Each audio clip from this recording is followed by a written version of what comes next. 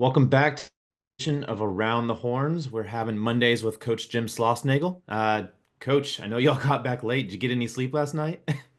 Yeah, I got a little bit this morning actually. Hoping our guys are able to, they have class, but hoping they can get some rest and we'll get a little recovery workout in today, and hope just have them really just get in bed, to be honest with you, and get ready for the weekend. That was a long weekend, having waiting around all day, playing the late night games. Certainly, we'll take the results, but yeah, that was a long one. So y'all went 2-1 this weekend at Globe Life, breaking the Globe Life curse, if you will. What were your overall impressions from the team? Y'all bounced back really well in game two after that heartbreaker Friday night. Yeah, that was a tough one. Opening day, you're an out away from not just winning the game, but having a shutout, opening day against a really good team. I thought we were drastically out of character in that game offensively. You got to give some, or at least the character that I want us to have, or we want to have, swinging out of the strike zone. Forbes is obviously really good. Hopefully we'll look up and see he's an all ACC pitcher, and that's certainly the kind of arms we're going to see in the SEC. But the way we had been in practice had been, we just reacted much differently. So it was a good lesson. We still ended up striking out double digits every single weekend. But in our offense, there's going to be some strikeouts because you hit with two strikes a lot. But at the same time, you don't want to be chasing out of the zone. And I thought Saturday some, and then really yesterday. Nolan Kane came in about the seventh inning, came into the dugout and said, "Man, that now we look like our offense. We're having deep at bats, we're laying off the really tough pitches, and then when we do swing, hitting the ball hard. And we had some extra base hits, we had some homers, but even our outs, I think." We keep a sheet here. I got it right here. I don't know what Mendoza's batting average is. It might be like 200, but his what we call quality at bat percentage, he had 13 plate appearances, 10 quality at bats, um, five hard contacts out of seven balls put in play, which means his quality at bat percentage was 77%, and 71% of the balls he touched, he put him in play at over 96 plus miles an hour, most of them over 100. I think he and Schussler would have both had homers, maybe, and Dishfalk on those balls they hit the right center field. So Yeah. I'm giving you a long answer to that question. But offensively, I was obviously excited about how we reacted. Thought Spencer was great. I thought Hamilton was good. I mean, Harrison was really good. Riojas was good. I thought Will did fine. Obviously, if I had to do over again, I would have maybe brought in Dre or somebody else in the 10th. Um, so, hindsight 2020. That's baseball. Part of questioning decisions is the pitching changes, and I'm okay with that. Yesterday, Cade Bing is one of the best strike throwers on our team. And he was throwing his warm-up pitches harder than he's thrown in our inter squad game. So I think even though we talk about the mental game, he got a good lesson in that. The fastest pitch he's thrown in his life was the first pitch of the game at 94, and he yanked it into that guy's, rear end. So he was just way out of character, and he'll learn from that because he's a much better strike thrower than that. So, but we'll take the results and then get ready for a big week and weather and dodging all the stuff that we're going to have to do this week. How do you handle a guy like Adrian who's, his first three at bats were not very comfortable, right? But then he comes back and he hits the home run, and he just looked like he got more and more comfortable. But you still have the mental aspect of playing third base, right? He's getting hit at him constantly. Had a couple of boots, but just making sure that he's locked in and not letting it overwhelm him in the moment.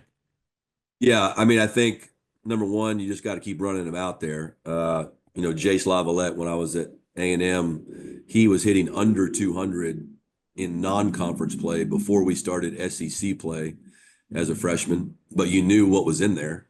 And so you just keep doing it. Now playing the outfield is not as intense as playing the infield. And I think, other than catcher, third base is the toughest position to play in college baseball. Not in the major leagues, but in college baseball. And so, and then you add in last week, we were trying to get on a grass and dirt field on Tuesday and Wednesday to get ground balls before we went up there, but it rained. So the playing surface here at Dishfalk it's such a different game played here than it is up there, and so that's not making excuses. And then the reason I say third base is the toughest position to play is because you don't get the true ground ball that your coach has been fungoing you for your entire life. It always has some chop to it, or those lefty balls that are rockets. I actually don't think I think he only just booted one clean one. I think he had some tough errors. He had a chopper that he tried to play through and didn't catch. He had the rocket that was a side spin off the lefty. But he also made some really nice plays, started a double play. So, and it's a new position for him. He was shortstop in high school. So you just got to keep running him out there. Gavin Grahovic had the same issues. And by the end of the year, he played really good third base for us last year at A&M. So you just stick with him, keep giving him confidence, and then you see what he's capable of becoming. Yeah. Y'all obviously got Max Belyeu back after the first game. He just did DH coming back from the flu, and he just, starts hitting. And, how big is it for him to coming off that layoff, immediately start to hit and just get that confidence back, knowing that he's a kid that really relies on that confidence? Yeah, they all rely on that confidence for the most part. Um, but he's such a tough competitor. And this time last week, I didn't think he was going to play at all. And then maybe DH a few games. And then, after Friday, he's like, Coach, I can play the outfield. I'm good. And so I say, well, we'll do it, and then we'll see how you feel. And obviously he did great. So he invested a lot of time when he couldn't swing, standing in on bullpens. We have this, he's called an I pitch, where you can really ramp up velocity. It's a pitching machine that allows you to mix pitches, and so he was doing that for 10 days leading up to the season. And I think, in terms of training his eyes and being, the speed of the game, he was ready to go. So, and he's really good. So as I told you before, the top 10 to 12 position players on this team, we have to keep them healthy. They have to be in there for us to win. And so we just got to, you see that in Max. We would be a completely different team without him. Yeah. From going back to kind of the bullpen, did you start to see, it was very small data points, right? It was just one or two games that a guy may have been in, but did you start to see places where you're like, okay, yeah, I could really foresee him in this role going forward? Because I know that, he's got that slow heartbeat. He has the mentality that I'm going in to do a job. I'm not going to worry about what I'm being given or, where the situation is within the game. Yes. I thought that one of my highlights in what you're talking about, we knew what Ruger was going to be. I think he's proven commodity. One of my highlights was Thomas Burns. Um, Thought he was great. We feel like he's a starting pitcher last year. Not saying he couldn't be that, but his stuff really, really ticks up in shorter stints. Um, I was proud of Valanis. He hadn't been a relief pitcher. We know he can be a starting pitcher. He's going to be a starting pitcher. He may be a starting pitcher this year. Um, but we kind of compare him to, Ryan Prager as a freshman, where we had to pitch him, and had to pitch him in a starting role, and the season just beat him up so bad at that age and that physicality. And so I'm trying to protect Valanis as much as we can, and that's why Cade Bing's so important to the team. But I thought he did great.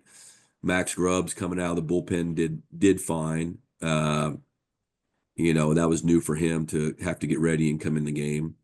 Um, I thought Rarick was really good, and he'll continue to get better. And then there were some other guys that they need to be better, but it was also super small sample size. So it's going to be a mix and match deal until we until guys start to separate themselves a little bit.